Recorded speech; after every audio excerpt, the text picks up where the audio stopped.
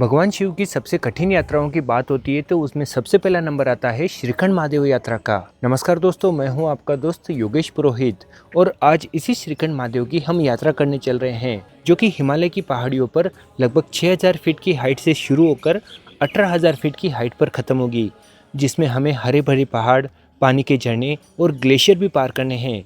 ये लगभग 6 से 7 दिन की यात्रा होगी, यानी कि आने जाने की। तो चलिए आज इसी यात्रा को अब शुरू करते हैं। आज की ये अपनी यात्रा शुरू होगी कालका से, यानी कि चंडीगढ़ कालका से। ये है कालका रेलवे स्टेशन, इस तरफ है ब्रॉडगेज लाइन और ये देखिए इस तरफ है ये नैरो गेज लाइन। और रात के 10 बजे कालका शहर से हिमाचल रोडवेज की सीधी बस पकड़ मैं निकल पड़ा हूँ रामपुर बुशर के लिए। लगभग 8 से 9 घंटे के इस रास्ते में पूरी रात सफर करते हुए शिमला होते हुए सुबह के 7 बजे हम पहुँचते हैं रामपुर बुशर। और यहाँ पर हमें दर्शन होते हैं सतलज नदी के, जो कि कैलाश मानसरोवर के राक्षस ताल से निकलते हुए आगे सिंधु नदी में मिल जाती है। ये हिमालय की सबसे बड़ी नदियों में से एक है। और रामपुर के इस सरकारी बस स्टैंड से हमें मिलती है जांव की बस। लेकिन जांव जाने से पहले हम चलेंगे श्रीखंड महादेव के एक सबसे महत्वपूर्ण पड़ाव पर, जो कि है देवधाक की गुफा। रामपुर से लगभग 10 से 12 किलोमीटर की दूरी पर ही ये देवधाक मंदिर है। यहाँ पर लगभग 3 किलोमीटर का ये कच्चा रास्ता पार कर हमें नीचे तक आना पड़ता है और फिर यहाँ पर इस गुफा के दर्शन होते हैं। एक बड़ी पहाड़ी की तलहटी में ये गुफा है, जहाँ पहुँचने के लिए हमें लगभग 50 से 60 सीढ़ियाँ नीचे उतरना पड़ता है। चलिए अब यहाँ से इस गुफा के अंदर चलते हैं। भस्मासुर का वरदान जब भोलेनाथ पर ही उल्टा पड़ गया, तब भोलेनाथ भस्मासुर से बचकर इसी गुफा के अंदर आकर शरण ली थी और यहीं पर उन्होंने तप किया था। और फिर इसी गुफा के रास्ते से भोलेनाथ श्रीखंड महादेव की तरफ चले गए थे। चलिए आपको वो अंदर रास्ता भी दिखाता हूँ जहाँ से भोलेनाथ श्रीखंड महादेव गए थे। इस गुफा का रास्ता बेहद ही संकरा है, जिसमें से एक आदमी मुश्किल से पार हो सकता है। और गुफा के अंदर भगवान शिव, माँ पार्वती और गणेश जी की प्राकृतिक मूर्तियों के दर्शन होते हैं। ये शक्ति माता है, वो भोलेनाथ जी है, पर ये काली माता जी है। और इस गुफा के ऊपरी कोने में हमें दिखाई देता है वो गुप्त मार्ग, जहाँ से भगवान शिव श्रीखंड महादेव गए थे। हालांकि इस गुप्त मार्ग के अंदर जाने की हिम्मत आज तक कोई नहीं कर पाया है।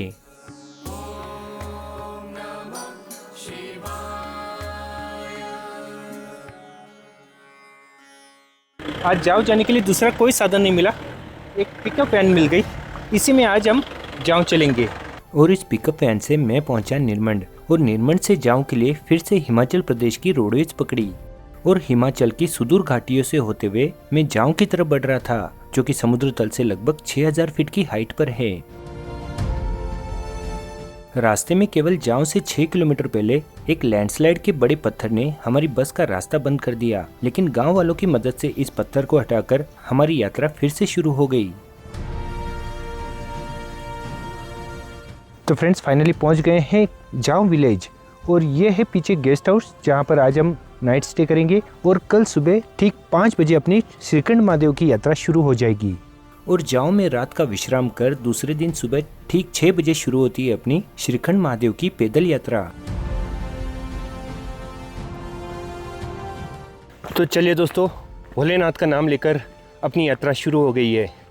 यहाँ से लगभग 35 किलोमीटर हमें चलना है अगले 3 दिन में और 35 किलोमीटर वापस उतरना है अगले 2 दिन में। कुल 5 दिन की ये अपनी यात्रा होने वाली है, जो कि बहुत ही ज़्यादा ज़बरदस्त चैलेंजिंग है। अभी बरसात का सीज़न होने की वजह से इस यात्रा में हमें शुरू से ही छोटे बड़े पानी के झरने दिखाई देने लग जाते हैं। ये भोलेनाथ की सबसे कठिन यात्रा है। इस यात्रा में 100 में से 30 लोग ही भोलेनाथ के दर्शन कर पाते हैं। आज की इस यात्रा के हमारे जत्थे में कुल 9 यात्री हैं, जिनमें से 4 स्त्री और 5 पुरुष हैं। दिसंबर और जनवरी में यहाँ पर गजब की बर्फ पड़ती है, सारे रास्ते बंद हो जाते हैं, इन गांवों से लगभग पूरा संपर्क टूट जाता है। तो बर्फ जैसी बात नहीं है। हालांकि मौसम आज थोड़ा सा साथ दे रहा है, वरना यहाँ पर दिन में 1-2 घंटा तो बरसात होती ही है। इस यात्रा में ज़्यादातर यात्री जाओ से सिंघाड़ और सिंघाड़ से बाराती नाले की तरफ आगे बढ़ते हैं। तो अभी हम सिंघाड़ से काफ़ी ऊपर आ गए हैं और ये देखिए, ये जो पीछे आपको मकान दिखाई दे रहे हैं ये सिंघाड़ है और सिंघाड़ से ऊपरी सतह से हम बाराती नाले की तरफ चल रहे हैं। ये शुरुआती चढ़ाई काफ़ी ज़्यादा मुश्किल है, क्योंकि सिंघाड़ को हमने साइड में कर दिया है और जाओ से सीधी चढ़ाई हमने बाराती नाले की तरफ ली है। अच्छा, ये बरास का पेड़ है। काफ़ी नाम सुना हुआ है बरास का पेड़ का, लेकिन देखा पहली बार है। और ये देवदार के पेड़ है जो कि आपको पूरे हिमालय में दिखाई देंगे।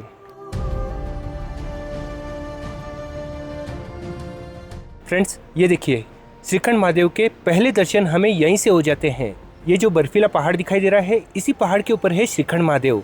यहाँ से लगभग 35 किलोमीटर दूर है ये पहाड़ी। चलिए आपको जूम करके दिखाता हूँ, शायद दिखाई दे कैमरे के अंदर। ये देखिए, शायद आपको दिखाई दे, एक छोटा सा पॉइंट दिखाई दे रहा है, वो है श्रीखंड महादेव। और ये बर्फीली पूरी चोटियाँ, इन्हीं चोटियों पर हमें चलना है। जाओ से बराती नाले की दूरी है लगभग 5 किलोमीटर की, और इस 5 किलोमीटर के रास्ते में हमें पहाड़ के कई उतार चढ़ाव चढ़ते हुए जबरदस्त कसरत करनी पड़ती है। यहाँ पहाड़ के ये रास्ते इतने संकरे और खतरनाक हैं कि थोड़ी सी भी चूक यात्री को सीधे 1000 फीट की खाई में गिरा सकते हैं, और इसी के साथ यात्री की यात्रा और जीवन दोनों ही समाप्त हो सकते हैं।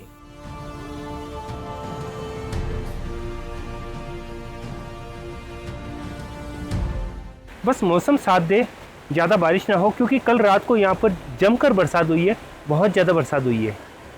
तो आगे थोड़ा सा मौसम ठीक रहेगा तो हम ठीक से ऊपर की चढ़ाई चढ़ सकेंगे।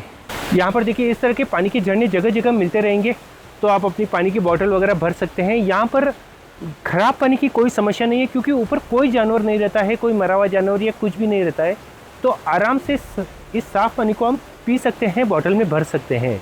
और बाराती नाले से 1 किलोमीटर पहले हमें दर्शन होते हैं खुरपन नदी के, जो कि श्रीखंड महादेव के पहाड़ों में से ही आती है। और इसी नदी के किनारे चलते हुए हम बाराती नाले तक पहुंचेंगे।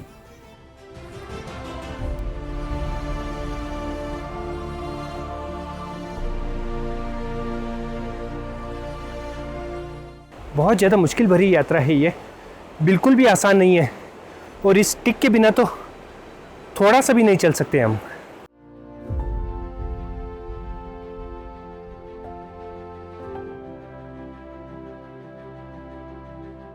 बराती नाले के पास में ही ये है दशनाम जूना अखाड़ा, जो कि श्रीखंड महादेव यात्रा के पथ मार्ग में ही आता है।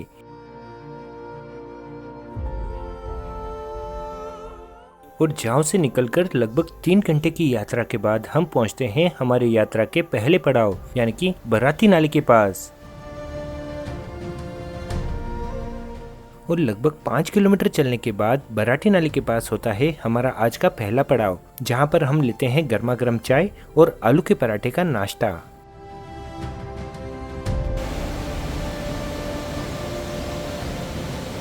और बराती नाले से शुरू होती है हमारी लगभग 7 किलोमीटर की थाटी बिल की असली चढ़ाई, जो कि 60 से 70 डिग्री के कोण पर पूरी खड़ी चढ़ाई है। और इस यात्रा की ये सबसे मुश्किल चढ़ाइयों में से एक है। अब जैसे जैसे थाचुड़ू की तरफ आगे बढ़ेंगे, ये चढ़ाई और ज़्यादा मुश्किल भरी होती जाएगी, क्योंकि इसी तरह के पूरी पहाड़ों पर हमें चढ़ते हुए ऊपर चलना है। कई जगहों पर तो लगभग 70 से 75 डिग्री का कोण पर ये चढ़ाई है। 10,000 फीट की हाइट से आगे ऑक्सीजन की कमी महसूस होने लग जाती है।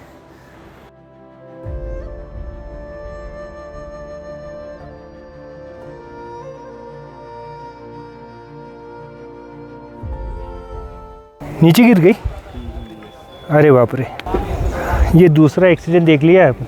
यहाँ पर एक और हादसा हुआ है, एक लेडी फिर से फिसल गई।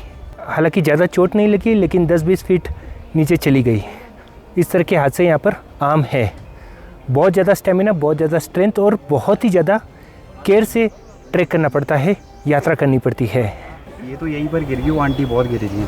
वो आंटी बहुत ज़्यादा गिरी थी, वहाँ पर गिरी, यहाँ से वहाँ पे पहुँच गई। अरे बाप रे।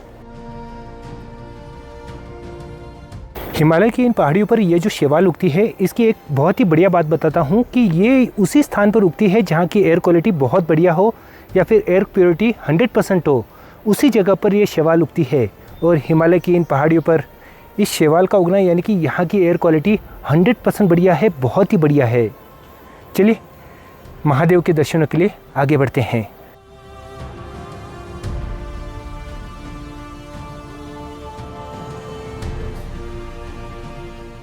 काफ़ी ऊंचाई तक पहुंच चुके हैं, लेकिन अब चढ़ते चढ़ते हालत ख़राब होने लग गई है। बराती नाले से एक बोतल ORS की बनाई थी, लेकिन पूरी ख़त्म हो गई है और फिर थकान महसूस हो रही है। ये चढ़ाई बहुत मुश्किल है दोस्तों। अभी पीछे हमारे ग्रुप में एक एक्सीडेंट हुआ, एक लेडी एकदम से पैर स्लिप हो गया और खड्डे में गिर गई। अच्छा हुआ उनके साथ पोर्टर था, उसने तुरंत उसी खड्डे में छलांग लगाकर उनको और नीचे गिरने से बचा लिया। इस तरह के हादसे यहाँ पर बिल्कुल ही आम है और डेथ भी कई सारी होती है। तो पूरी क्षमता है, पूरा स्टेमिना है तो ही इस यात्रा में आइए दोस्तों। और दोपहर के 2 बजे खंबा में होता है हमारा आज का लंच। 9000 फीट की हाइट पर ये खाना मिल रहा है यहाँ पर, यही बहुत बड़ी बात है दोस्तों। यहाँ पर आपको पीने के लिए बिस्लरी की बोतल भी मिल जाएगी, लेकिन एक बोतल की कीमत है 60 रुपये। जैसे जैसे और ऊपर चढ़ते जाएंगे ये कीमत बढ़ती जाएगी। और श्रीखंड महादेव से पहले जैसे भीम द्वार वगैरह आते हैं वहाँ पर आपको ये 100 रुपये में मिलेगी। इसे चढ़ते हुए बहुत मुश्किल होने वाली है। यहाँ पर देखिए पूरी गीली घास है और इन घास पर पैर ज़बरदस्त सिरकते हैं। यहाँ पर आगे देखिए बादल आ रहे हैं, बरसात का मौसम बन रहा है।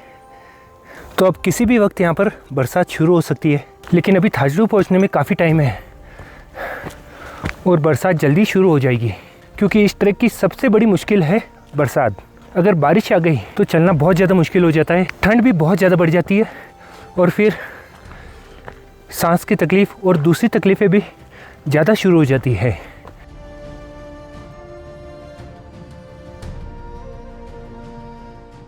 ये देखिए ये भाई काली टॉप पर जा रहे हैं पूरा टेंट का सामान लेके।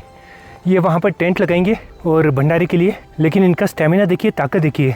यहाँ से 20 किलो का वज़न लेकर ये 13,000 फीट की हाइट पर जा रहे हैं 6,000 फीट से। यहाँ पर देखिए कोई पक्षी या कीड़ा आवाज़ कर रहा है, उसकी आवाज़ इस तरह से आ रही है जैसे कोई घुंघरू बज रहे हैं। चलिए आपको सुनाता हूँ।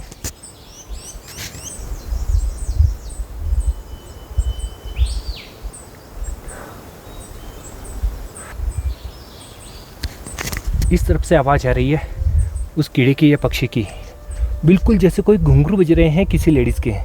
श्रीखंड महादेव की ये यात्रा इतनी मुश्किल भरी है कि भारत की सारी तीर्थ यात्राओं में सबसे कम तीर्थयात्री इसी यात्रा में आते हैं और आने वाली यात्रियों में से लगभग 30% यात्री यात्रा के पहले दिन ही थाचड़ू से ही वापस लौट जाते हैं।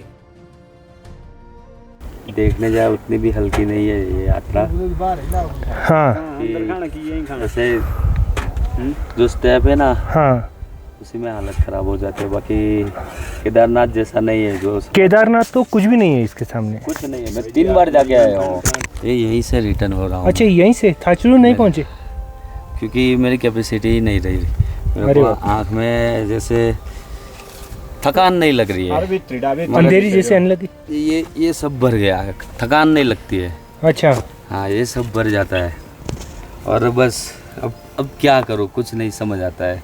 आँख में अंधेरा आ जाते हैं। ये सब जो बंदे हल्के में ले रहे हैं ना, ये चीज़ हाँ नहीं लेनी चाहिए। नहीं लेनी चाहिए कि हाँ भाई ये ऐसे हम दिन के इतना 10 किलोमीटर चल लेते हैं, 15 चल लेते हैं, वो चलने वाली चीज़ नहीं है, यहाँ चढ़ने वाली है। चढ़ने वाली है। कहते हैं ना कि जब तक मन में प्रबल इच्छा शक्ति और महादेव का हुक्म ना हो तब तक उन तक कोई नहीं पहुँच सकता।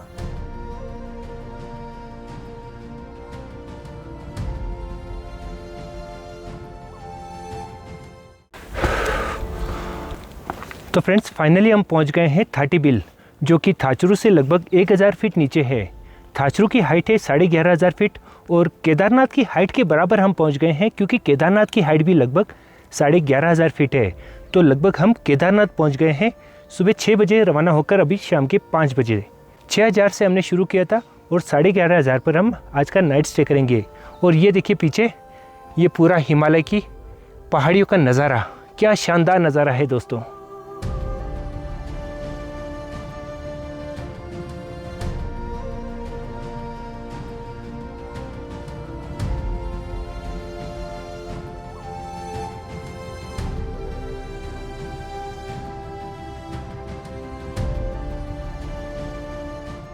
और शाम की 6 बजे फाइनली हम पहुंच जाते हैं थाटी बिल, जो कि आज की पहली रात्रि का हमारा पड़ाव है। थाटी बिल में भी रात्रि के पड़ाव की काफ़ी अच्छी व्यवस्था है, जहां पर खाने के साथ ही सोने की भी काफ़ी अच्छी व्यवस्था हो जाती है। अब ठंड काफ़ी ज़्यादा बढ़ गई है। ये देखिए चूल्हे के पास बैठ गए हैं, क्योंकि इनर वियर और जैकेट से भी ठंड कंट्रोल नहीं हो रही है। और शाम 7 बजे खाना खाकर ज़बरदस्त थके हुए ग्रुप के सारे यात्री 8 बजे ही तुरंत सो जाते हैं। यहाँ रात के समय तापमान लगभग 0 डिग्री हो जाता है और रात भर होने वाली बूंदाबांदी की वजह से ये तापमान और ज़्यादा गिर जाता है। लेकिन रात के मुकाबले सुबह ये बारिश पूरी तरह से रुक चुकी थी। आज की यात्रा अब शुरू करते हैं। थोड़ा सा फ्रेश होंगे। अगले 3 दिन तक हम कोई भी स्नान नहीं करेंगे, बस फ्रेश होना है, चाय पीनी है और आगे बढ़ना है। तो चलिए अब जल्दी से तैयार होकर 6 बजे हम अपनी यात्रा शुरू कर देंगे। और थाटी बिल के इस टॉप से दूसरी बार हमें श्रीखंड महादेव के दर्शन होते हैं। और थाटी बिल से लगभग 1 घंटे की यात्रा कर हम पहुंच जाते हैं थाचड़ू, जो कि इस यात्रा का सबसे बड़ा पड़ाव है। थाचड़ू में हमें पावर यानी मोबाइल चार्जिंग के साथ ही मेडिकल सुविधा भी मिल सकती है। जाओ से निकलने वाले ज्यादातर यात्री थाचड़ू में आकर ही रात्रि का विश्राम करते हैं, क्योंकि यहाँ पर टेंट की संख्या काफी ज्यादा है। अब यहाँ से आगे हमें थोड़ा बैठ कर ऊपर चलना पड़ेगा, क्योंकि एकदम से ज़्यादा हाइट चढ़ना भी ठीक नहीं है। सांस ज़्यादा फूलने लग जाएगी और धड़कन बहुत ज़्यादा बढ़ जाती है। अभी भी मेरी हार्ट बीट्स नॉर्मल से बहुत ज़्यादा चल रही है। इस यात्रा में हमें सबसे बड़ा ध्यान रखना है कि चाहे प्यास लगे ना लगे, लेकिन पानी पीते ही रहना है, क्योंकि इतनी ज़बरदस्त ठंड में बिना पानी के बॉडी कब डिहाइड्रेट हो जाती है पता ही नहीं चलता है।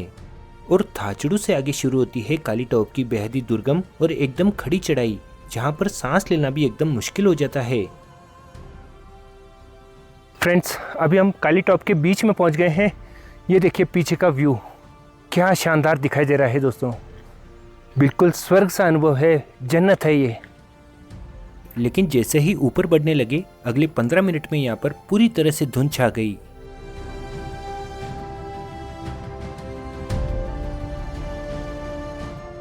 यहाँ का मौसम पल पल में बदलता है दोस्तों।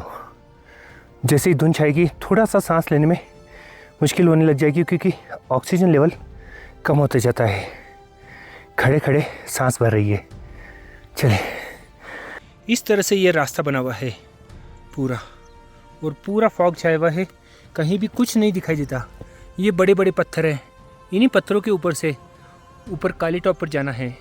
काली टॉप की चढ़ाई बिल्कुल भी आसान नहीं है दोस्तों। यहाँ पर बड़े बड़े पेड़ अब बिल्कुल बंद हो गए हैं और केवल ये देखिए छोटी मोटी झाड़ियाँ ही दिखाई देगी, और बाकी पूरा पथरीला इलाका है ये।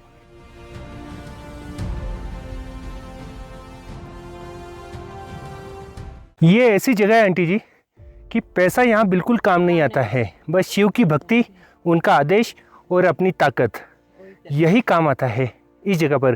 क्योंकि अभी हम खड़े हैं लगभग 12,500 फीट की हाइट पर। काली टॉप है 13,500 फीट की हाइट पर, और 1,000 फीट और चढ़ना है हमें। आगे देखिए पूरी धुंध छा गई है, सामने का रास्ता बिल्कुल भी नहीं दिखाई दे रहा है काली टॉप का। और थाचड़ू से लगभग 3 से 3.5 घंटे की यात्रा करते हुए लगभग 2000 फीट की हाइट चढ़ हम पहुंचते हैं काली टॉप, जो कि इस यात्रा की दूसरी सबसे ऊंची चोटी है। आज यहाँ पर पूरी धुंध छाई हुई है, पूरे बादल छाए हुए हैं, और यहाँ पर ठंड गजब की है। मैंने कुल 4 लेयर पहने हैं, तब जाके थोड़ी सी ठंड कंट्रोल हो रही है, वरना यहाँ पर ठंड बहुत ज़बरदस्त लग रही है। चलिए अब यहाँ पर थोड़ी देर आराम करके कुंचा की तरफ चलेंगे, क्योंकि आगे फॉग बहुत ज़्यादा है, सामने का कुछ भी नहीं दिखाई दे रहा है। तो थोड़ा सा व्यू क्लियर हो जाए तो फिर आगे बढ़ते हैं। काली टॉप की हाइट लगभग 13,500 फीट की है, और यहाँ पर ऑक्सीजन की काफ़ी कमी हो जाती है। अगर ब्रीदिंग में थोड़ी सी भी प्रॉब्लम होने लग जाती है तो यात्रियों को यहाँ से आगे नहीं जाने दिया जाता है, क्योंकि यहाँ से आगे ज़्यादा ऑक्सीजन और कम ही होता जाएगा। और श्रीखंड महादेव की हाइट तो लगभग 17,500 फीट है, यानी कि यहाँ से हमें थोड़ा नीचे उतरकर फिर 4,500 फीट और ऊपर चढ़ना है।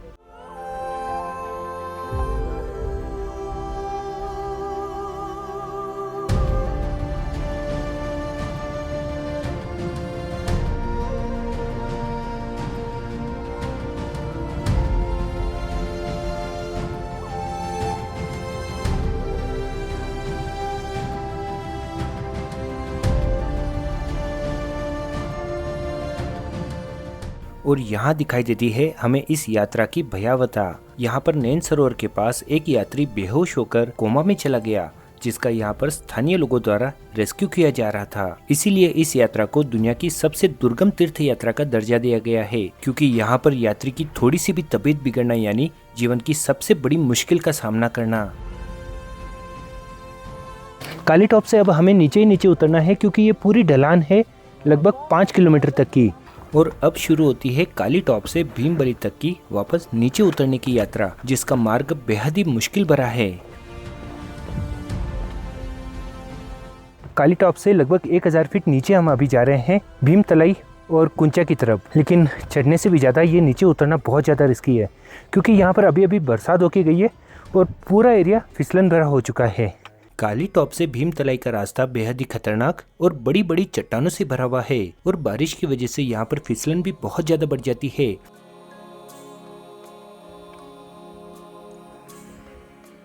और इस धुंध भरे चट्टानी रास्ते को पार कर हम पहुंचते हैं भीमतलाई, जो कि काली टॉप से 1100 फीट नीचे है। पौराणिक कथाओं के अनुसार पांडव जब अपनी स्वर्ग की अंतिम यात्रा के समय इस स्थान पर पहुंचे थे, तब भीम ने अपने मुष्टि के प्रहार से इस ताल का निर्माण किया था और तभी से इस स्थान का नाम पड़ गया भीमतलाई। यहाँ से देखिए हिमालय का क्या सुंदर नज़ारा दिखाई देता है, बहुत ही जबरदस्त। केवल 5 मिनट पहले हमने देखा था तब ये बादल यहाँ से कम 1 से 2 किलोमीटर दूरी पर थे, लेकिन इतने नज़दीक आ गए हैं और 10 मिनट के अंदर ये पूरा एरिया बादलों से ढक जाएगा। और भीमतलाई से शुरू होती है कुंचा तक की बेहद ही मुश्किल और ज़बरदस्त थका देने वाली चढ़ाई। इस चढ़ाई में कई बार यात्रियों को यहाँ पर सांस लेने में काफ़ी दिक्कत होने लग जाती है। इस वजह से थके यात्री यहीं से कई बार वापस लौट जाते हैं। यहाँ पर ऑक्सीजन की बहुत कमी महसूस होती है क्योंकि थोड़ा सा चलने पर सांस फूलने लग जाती है। जबरदस्त। यहाँ से आगे का रास्ता बड़े बड़े पानी के झरने और विशाल चट्टानों में से निकलता है, जो कि इस रास्ते को काफ़ी ज़्यादा मुश्किल बना देते हैं। बेहद ही कठिन चढ़ाई, बिल्कुल पतली और संकरी पगडंडियाँ और धुंध से भरा जबरदस्त खतरनाक रास्ता, जहाँ पर 10 फीट से आगे कुछ नहीं दिखाई देता है। यह आने वाले यात्रियों की पूरी परीक्षा लेता है।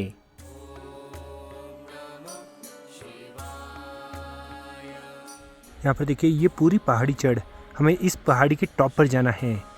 यहाँ पर कुछ टेंट लगे हुए हैं। ये इलाका है कुंचा का।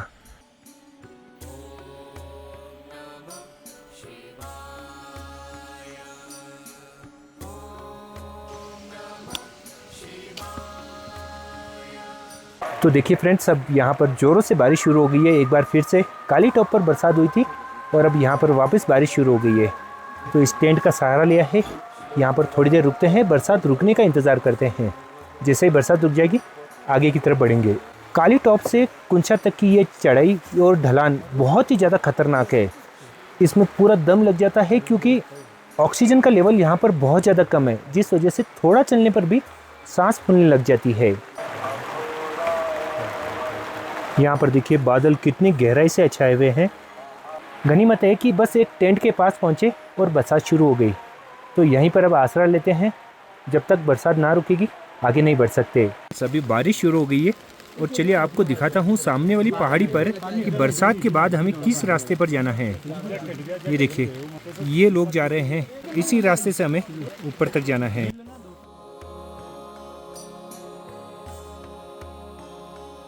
भैया की पीठ से धुआं निकल रहा है, भाप निकल रही है, इतनी ज़्यादा ठंड है। गर्मी है ये देखिए 10 मिनट पहले ये सामने वाला पहाड़ दिखाई दे रहा था, लेकिन अब बादलों से पूरी तरह से ढक गया है। और बारिश के बाद जैसे ही आगे बढ़ते हैं हमें मिलता है हमारी यात्रा का पहला ग्लेशियर, लगभग 50 से 60 मीटर चौड़ा, जाओ से भीमतलाई तक का ये सबसे बड़ा ग्लेशियर है।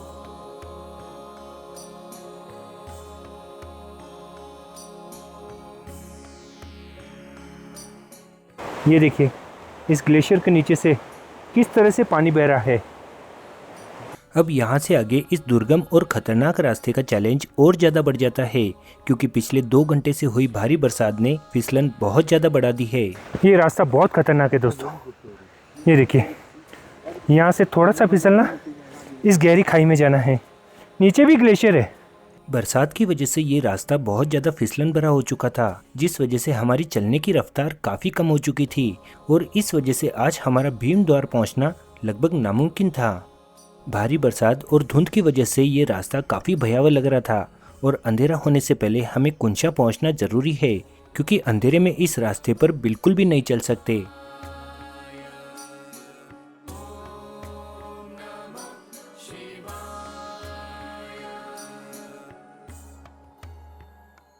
और फाइनली अंधेरा होने से थोड़ा पहले हम पहुंच जाते हैं कुंचा, जहां पर होगा हमारा आज का रात्रि का विश्राम।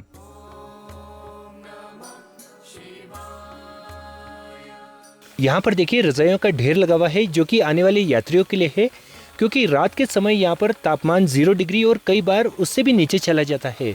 तो ठंड यहाँ पर गजब की पड़ती है, क्योंकि ये लगभग 13,500 फीट की हाइट पर है। कुंचा में मैंने यहाँ के टेंट के ओनर से बात की तो उन्होंने कुछ हैरान करने वाली बातें बताई। इन्होंने बताया कि जाओ से कुंचा तक आटे की 30 किलो की बोरी लाने की माल ढुलाई है लगभग 6,000 रुपए, यानी कि कुंचा में 1 किलो आटे की कीमत पड़ती है लगभग 250 रुपए, और एक गैस का सिलेंडर इन्हें पड़ता है लगभग 7,000 रुपए का। अब आप इसी से अंदाजा लगा सकते हैं कि यहाँ पर अगर किसी भी खाने की कीमत ज्यादा रहेगी तो वो कितनी वाजबी है। यहाँ पर आने वाला हर सामान जाओ से आता है, जो कि लगभग 6,000 फीट की हाइट पर है, और कुंचा है लगभग 13,500 फीट की हाइट पर। तो यहाँ पर आने वाला हर सामान बहुत ही ज़्यादा महंगा हो जाता है, क्योंकि लेबर चार्जेस बहुत ज़्यादा हो जाते हैं। लगभग यहाँ के लेबर चार्जेस हैं 200 रुपये किलो। अगर 10 किलो का सामान है तो समझ लीजिए 2,000 रुपये इस सामान की माल ढुलाई के लग जाएंगे, सामान की कीमत और उसका जाओ तक का ट्रांसपोर्टेशन अलग से। अब आप इससे समझ लीजिए कि यहाँ पर सामान की कीमत क्या रहनी चाहिए। मन में थोड़ी सी उदासी हुई, क्योंकि इस बिगड़े मौसम की वजह से हमारा ग्रुप आज भीमद्वार नहीं पहुंच पाया और आज का स्टे कुंचा में ही करना पड़ा। लेकिन जैसे ही दूसरे दिन का सवेरा हुआ, ये सारी निराशा एक बड़े सुकून में बदल गई।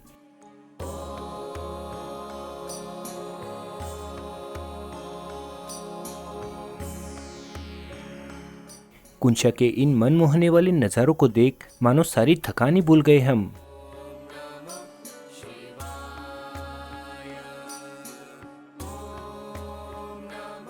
यहाँ से काली टॉप का पहाड़ और वहाँ लगे टेंट भी साफ दिखाई देते हैं। हमें हमारी आंखों पर विश्वास ही नहीं हो रहा था कि काली टॉप का ये इतना भयानक पहाड़ पार कर हम कुंचा तक पहुँचे हैं।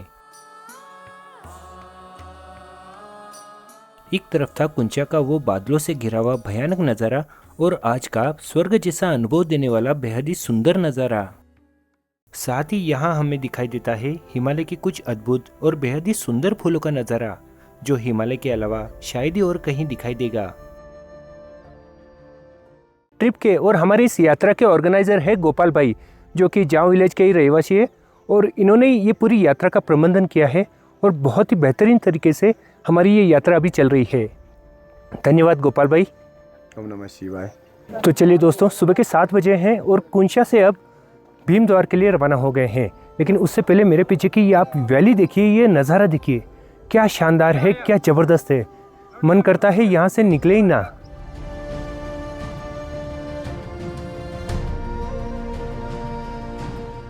मौसम आज साफ है, लेकिन सुबह का तापमान लगभग 3-4 डिग्री है। अभी चलते हुए भी ठंड लग रही है। चलिए, जब तक मौसम साफ है भीमद्वार तक पहुंचना है। ओम नमः शिवाय। ओम नमः शिवाय। ओम नमः शिवाय। और सुबह के शानदार नज़ारे देख कुंचा से शुरू होती है हमारी भीमद्वार तक की यात्रा। कुंचा से भीमद्वार की दूरी है लगभग 4 से 4.5 किलोमीटर की, जिसे हम अगले 4 से 5 घंटे में तय करेंगे। कुंचा और भीमद्वार की दूरी लगभग एक बराबर है, यानी कि लगभग 12,500 फीट की, लेकिन फिसलन भरे रास्ते और जबरदस्त उतार चढ़ाव की वजह से काफ़ी ज़्यादा टाइम लग जाता है। तो लीजिए दोस्तों, अपनी यात्रा के फाइनल पड़ाव पर हम पहुंच गए हैं। हम पहुंच गए हैं 14,000 फीट की हाइट पर भीमद्वार पर। चलिए अब यहाँ से अपने टेंट की तरफ चलते हैं और वहाँ चलकर आराम करते हैं। और उससे पहले मैं आपको भीमद्वार का शानदार ज़बरदस्त मन मोहने वाला नज़ारा दिखाता हूँ।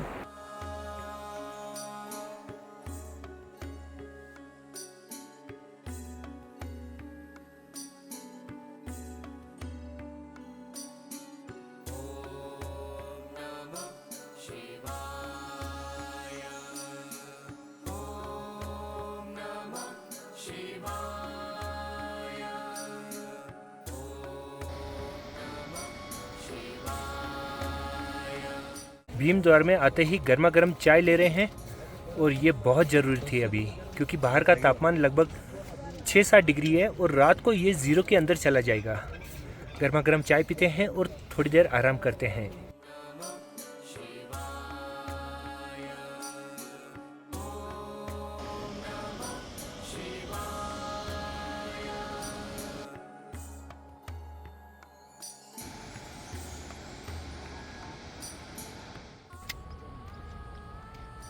जय बोले। जय बोले। और भीमद्वार में आधा दिन विश्राम करने के बाद फाइनली रात्रि के 2 बजे शुरू होती है हमारी श्रीखंड महादेव की फाइनल यात्रा, जो कि है कुल 10 किलोमीटर की एक साइड की, जिसमें हम 12,500 फीट की हाइट से 17,500 फीट की हाइट पर चढ़ेंगे, वो भी नॉन स्टॉप। रात के 2 बजे इस ग्लेशियर के ऊपर से चल रहे हैं मित्रों। सावित्री झरने के इस ग्लेशियर को पार करते ही शुरू हो जाती है हमारी पार्वती बाग की चढ़ाई, जो कि है लगभग 2 किलोमीटर की। रात के 2 बजे इस ठंडे ग्लेशियर के ऊपर से हम चल रहे हैं। गजब की ठंड है, लगभग -4 से 5 डिग्री का तापमान है। यहाँ पर श्रीखंड महादेव के वक्त पर दर्शन करने के लिए यात्रियों को भीमद्वार से रात के 1:30 से 3 बजे के बीच निकलना ही पड़ता है। तभी यात्री लगभग 5,000 फीट की हाइट चढ़ दोपहर के 12 से 1 बजे के बीच श्रीखंड महादेव के दर्शन कर पाते हैं। हम बोले। और भीमद्वार से 2 घंटे की चढ़ाई चढ़ 14,000 फीट की हाइट पर हम पहुँचते हैं पार्वती बाग, जहाँ पर है माँ पार्वती का स्थान। यहाँ पर बड़ी बड़ी चट्टानों के बीच है माँ पार्वती का एक छोटा सा मंदिर। बोलने में काफ़ी तकलीफ हो रही है, आप मेरी आवाज़ सुन सकते हैं। ठीक से बोला भी नहीं जा रहा है, इतनी ठंड है और इतना ऑक्सीजन लेवल कम है यहाँ पर। पार्वती बाग से आगे हरियाली पूरी तरह से गायब हो जाती है। अब यहाँ से आगे हमें केवल बड़ी बड़ी चट्टानें और बर्फ के ग्लेशियर ही दिखाई देंगे। सुबह के लगभग 5-5:30 बजे यहाँ पर उजाला होने लग जाता है और यहाँ पर फैली हुई बड़ी बड़ी चट्टानें और विशाल ग्लेशियर दिखाई देने लगते हैं।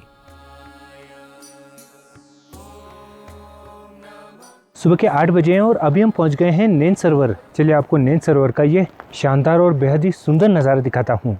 दूर दूर तक बर्फ से ढकी हिमालय की विशाल चोटियाँ और इनके बीचों बीच बर्फ से ढका ये है नैन सरोवर। पौराणिक कथाओं के अनुसार भोलेनाथ जब श्रीखंड महादेव में अंतर्ध्यान हो गए थे, तब माँ पार्वती ने इसी स्थान पर बैठकर विलाप किया था और माँ पार्वती के आंसुओं से ही इस नैन सरोवर का निर्माण हुआ था।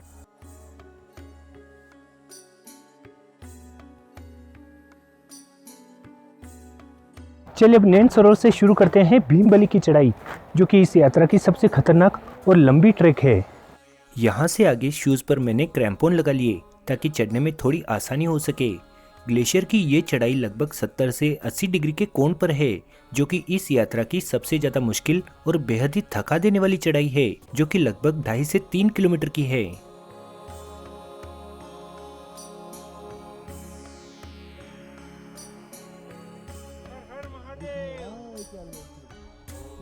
आखिरी की इस चढ़ाई में हर कदम पर ऑक्सीजन की कमी महसूस होने लग जाती है।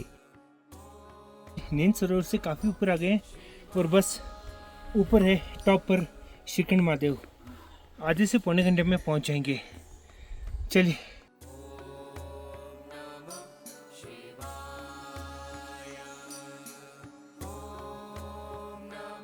और इन बड़े बड़े चट्टानों पर चढ़ते हुए हम पहुंचते हैं भीमबारी के पास, जहां से हमें श्रीखंड महादेव की चोटी दिखाई देने लग जाती है। 17,000 फीट की हाइट पर हमें यहाँ केवल बर्फ ही बर्फ दिखाई देती है और आने वाले यात्रियों के सिवा यहाँ दूर दूर तक किसी भी जीव का कोई नामो निशान नहीं है। और ये आ गई है श्रीखंड महादेव की आखिरी चोटी। इस चोटी को पार करते ही सामने हमें ग्लेशियर दिखाई दे रहा है, उस ग्लेशियर पर चढ़ना है दोस्तों। और आखिरकार 11 घंटे की लगातार चढ़ाई के बाद दोपहर के 12:30 बजे हम पहुंच जाते हैं श्रीखंड महादेव के टॉप पर, जहां पर होते हैं हमें भोलेनाथ के अद्भुत दर्शन। हिमालय की इस चोटी पर 17,500 फीट की हाइट पर यह है 72 फीट की अखंड चट्टान, जिसमें स्वयं भोलेनाथ विराजमान हैं।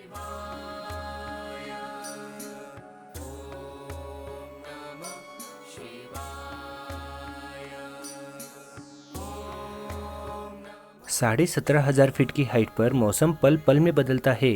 थोड़ी देर पहले दिखने वाली धूप से घने बादलों से लेकर तूफानी हवाओं में मौसम कब बदल जाता है कुछ नहीं कह सकते।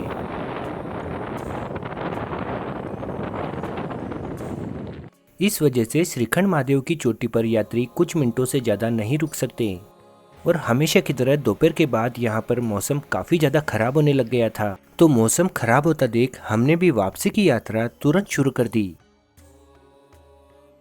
और दिन ढलते हम वापस पहुँच जाते हैं अपने बेस कैंप भीमद्वार, जहाँ होगा आज का अपना रात्रि का विश्राम।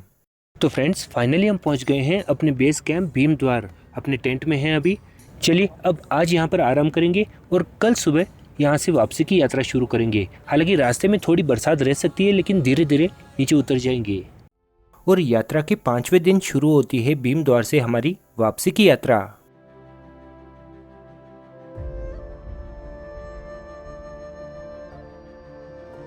इस इलाके में देखिए सुबह से ही जबरदस्त कोहरा छाया हुआ है और सामने का कुछ भी नहीं दिखाई दे रहा है। और ये जो रास्ता है यानी पगडंडी है पूरी तरह से भीग चुकी है, जिस वजह से फिसलन बहुत ज़्यादा बढ़ गई है।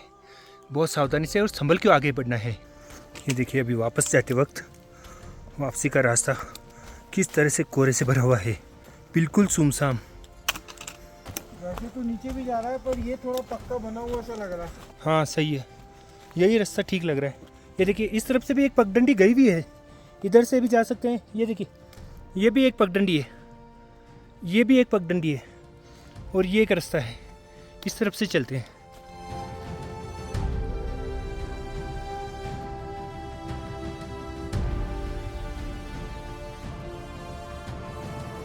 और इस घने कोहरे के बीच लगभग 12 घंटे से लगातार चलते हुए हम पहुंच जाते हैं थाटीबिल, जो कि है हमारी इस यात्रा का आखिरी रात्रि का पड़ाव।